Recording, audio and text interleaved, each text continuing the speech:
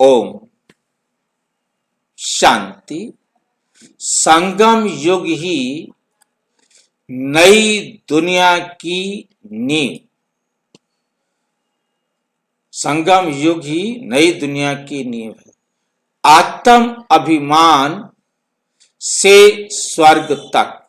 आज का विषय है आत्म अभिमान से स्वर्ग तक।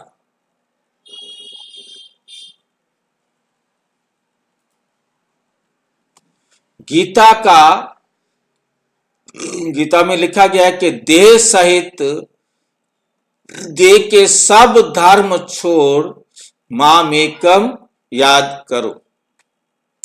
देह को भी छोड़ना है, देह के सब संबंधियों के साथ भी छोड़ना है।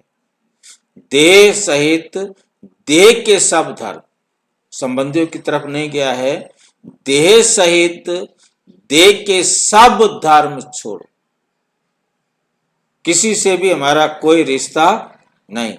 संगम युग का सबसे बड़ा रहस्य आत्म अभिमान से स्वर्ग तक। जब हम आत्म अभिमानी बनेंगे तभी हम स्वर्ग की तरफ जा सकेंगे।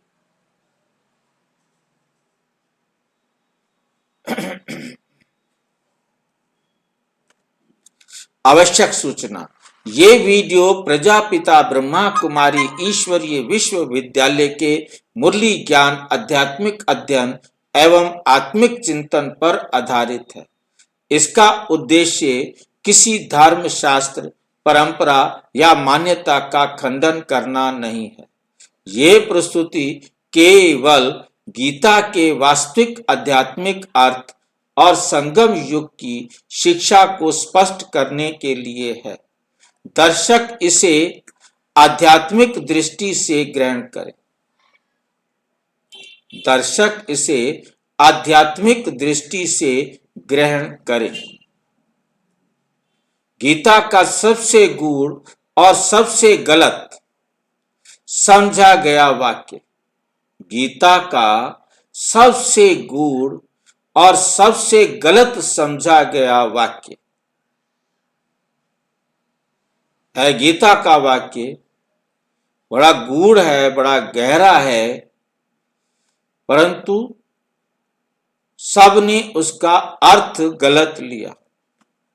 गीता का एक वाक्य ऐसा जिसे सदियों से पढ़ा गया, सुनाया गया, लेकिन सही अर्थ में बहुत कम समझा गया। वो वाक्य क्या है? देह सहित देह के सब धर्म छोड़ मामेकम याद करो। मुझ एक को याद करो। देह सहित देह के सब धर्म छोड़। अक्सर लोगों ने इसका अर्थ लिया, क्या लिया? कि घर परिवार को छोड़ दो, संसार को त्याग दो, वन में चले जाओ।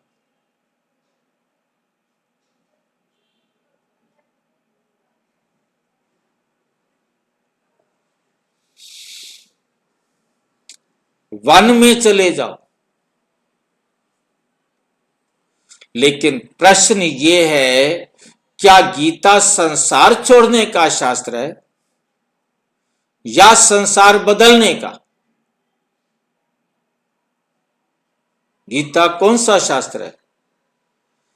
संसार बदलने का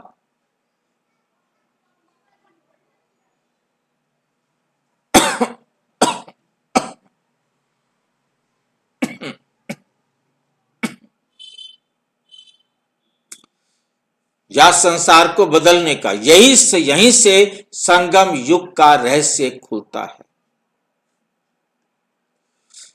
देह सहित देह के सब धर्म का वास्तविक अर्थ क्या है? मुरली है 30 नवंबर 1967। देह सहित देह के धर्म छोड़ो, अपने को आत्मा समझो। अपने को क्या समझो? आत्मा समझो।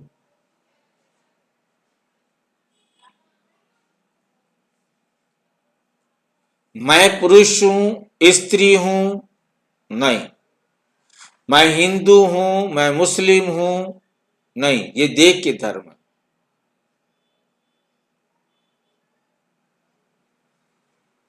मैं अमीर हूं, मैं गरीब हूं, मैं ये शरीर हूं, ये सब आत्मा के नहीं, ये सब शरीर के धर्म, ये सब शरीर के धर्म हैं। नंबर 3, देह अभिमान ही सबसे बड़ा बंधन क्यों है? देह अभिमान ही सबसे बड़ा बंधन क्यों है? मुरली है 7 फरवरी 1971। देहभान से ही राग द्वेष पैदा होता है। देहभान से ही क्या पैदा होता है? राग द्वेष, ईर्ष्या, प्रेम, बदले की भावना, ये सब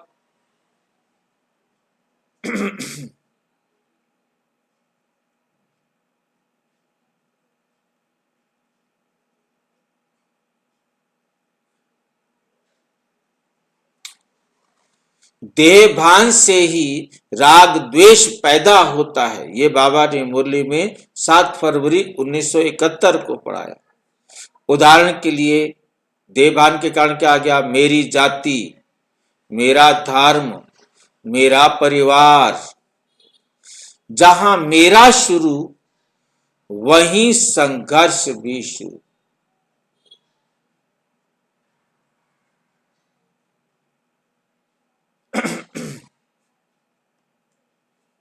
इसलिए गीता का पहला आदेश है, देह भान छोड़ो। देह भान छोड़ो।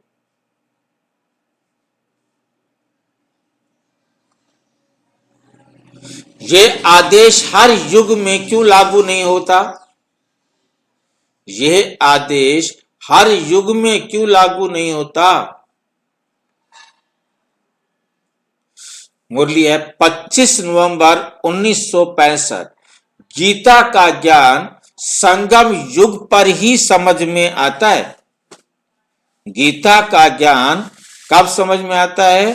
संगम पर ही समझ में आता है।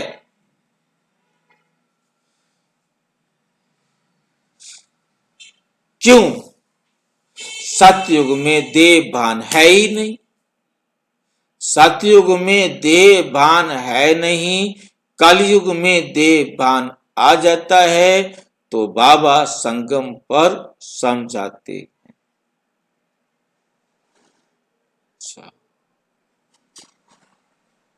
कलयुग में देह भान छोड़ना संभव नहीं। कलयुग के अंदर कोई देह भान छोड़ दे, ये हो नहीं सकता। केवल संगम युग में संभव है। क्यों? क्यों कलयुग के अंत में संभव है? क्योंकि परमात्मा आकर क्या करते हैं? सबको पहचान देते। परमात्मा स्वयं आकर आत्मा की पहचान कराते हैं।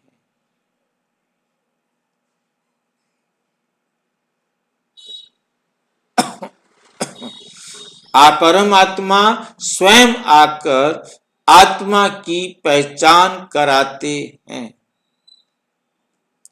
संगम युग क्या है? मुरली 18 जनवरी 1969।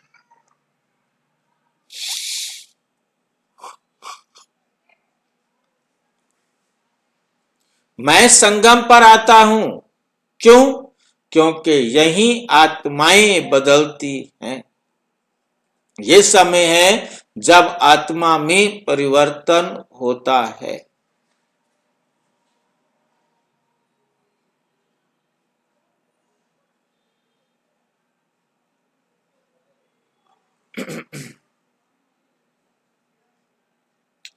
संगम युग कलयुग का अंत और सतयुग की शुरुआत, आत्मिक परिवर्तन का समय, आत्मिक परिवर्तन करने का समय। इसलिए गीता का ये आदेश संगम युग का आदेश है नहीं।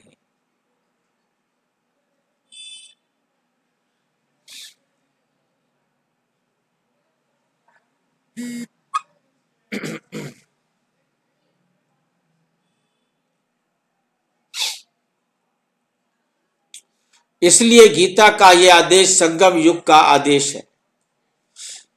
छोड़ो, छठा नंबर है, छोड़ो का अर्थ त्याग नहीं।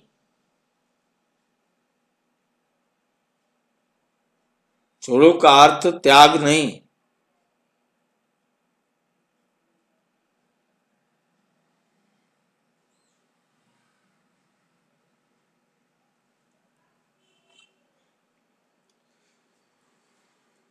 मुरली है 5 दिसंबर 1966। घर गृहस्थ छोड़ने की बात नहीं, देह अभिमान छोड़ने की बात है। घर गृहस्थ छोड़ने की बात नहीं, देह अभिमान छोड़ने की बात है। उदाहरण, एक अभिनेता रोल निभाता है लेकिन जानता है कि मैं ये रोल नहीं हूं। जो मैं एक्टिंग कर रहा हूं, ये मेरा पार्ट नहीं है, क्योंकि मैं किसी और का पति हूं और ये किसी और की पत्नी है। वैसे ही शरीर में रहते हुए शरीर को मैं ना समझना, ऐसे ही आप आत्मा इस शरीर के द्वारा पार्ट बजाते हुए शरीर को पार्ट नहीं बनाना, शरीर को खराब नहीं होने देना।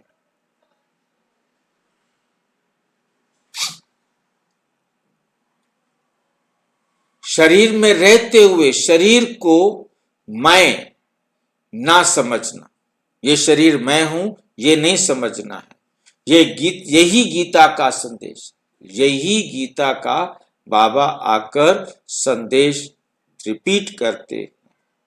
संगम युग में ये अभ्यास कैसे कराया जाता है?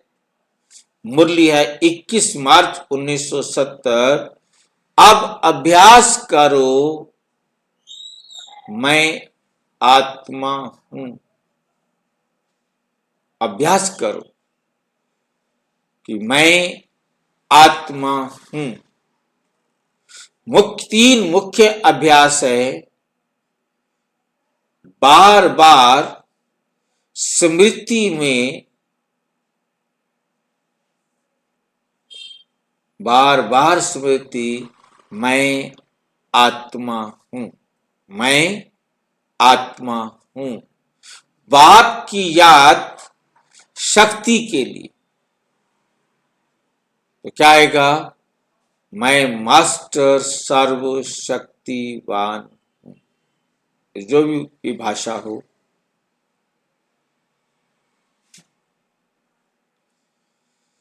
बाप दादा की याद शक्ति के लिए। ड्रामा ज्ञान किस लिए?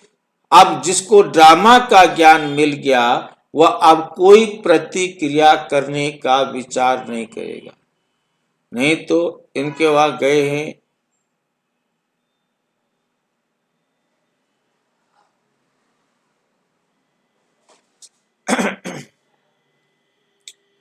ड्रामा ज्ञान प्रतिक्रिया समाप्त करने के लिए यही राजयोग है। क्योंकि हमें अब कोई प्रतिक्रिया नहीं करनी, हमें समझा दिया कि जो कुछ भी हो रहा है वो राइट हो रहा है। उसने डंडा मारा है, अब आपने उसे डंडा नहीं मारना।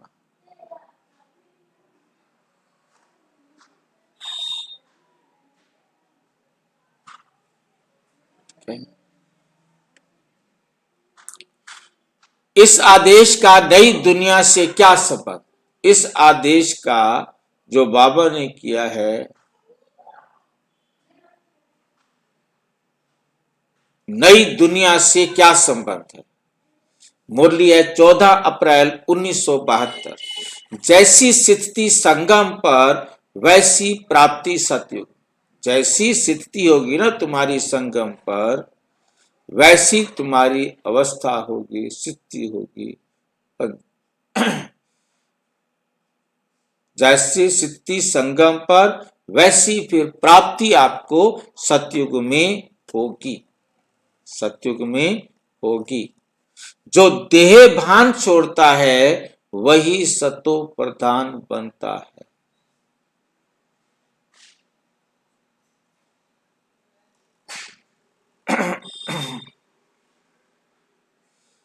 वही जो देह अभिमान छोड़ता है वही सतो प्रधान बनता है, वही नई दुनिया का अधिकारी भी बनता है। देह अभिमान छूटते ही क्या परिवर्तन आते हैं? जब हमारे जीवन से हम देह भान से मुक्त हो जाएंगे तो हमारे में क्या परिवर्तन आएगा? कोई परिवर्तन आएगा?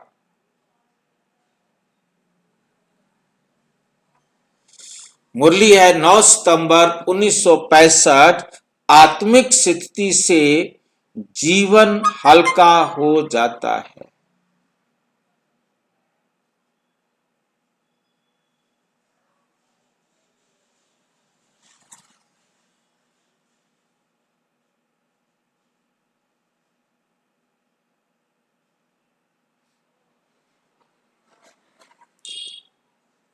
परिणाम नंबर 1, भय समाप्त हो जाएगा, शुद्ध संबंध शुद्ध बन जाएंगे, क्रोध खत्म कम हो जाएगा, निर्णय स्पष्ट, कोई भी फैसला करेंगे वो राइट होगा। यही स्वर्ग की तैयारी है। निष्कर्ष, गीता का ये आदेश कब किसके लिए, ये गीता का आदेश जो था कब था और किसके लिए था? गीता का ये वाक्य कलयुग के लिए नहीं, सतयुग के लिए नहीं,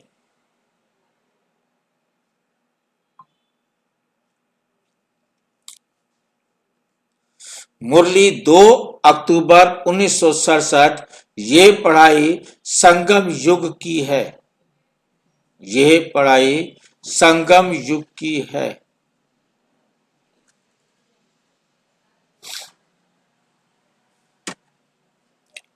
ये आदेश आज के लिए है।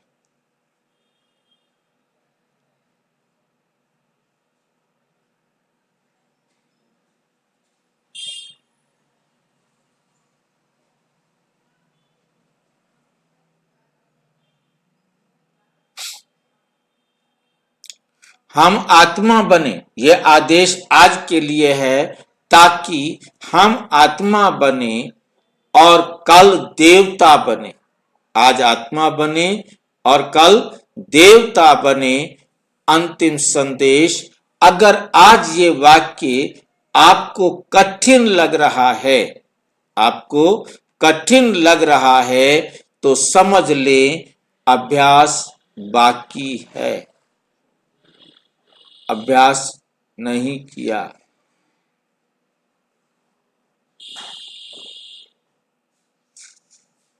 तो समझ लें अभ्यास बाकी है, और अगर ये सहज लगने लगे तो जान लें आप संगम युग की पढ़ाई पास कर रहे।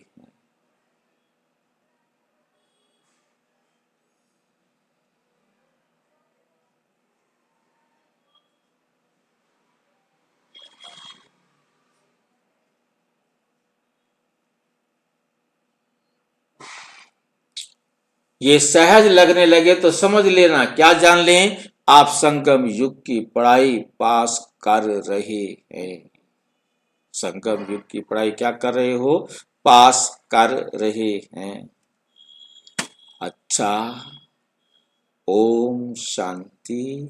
और विस्तार से जानने के लिए प्रजापिता ब्रह्मा कुमारी ईश्वरीय विश्वविद्यालय के किसी भी सेवा केंद्र पर संपर्क करें, और यदि कोई प्रश्न है तो 9213106986 पर आरटीआई या टेलीग्राम करें।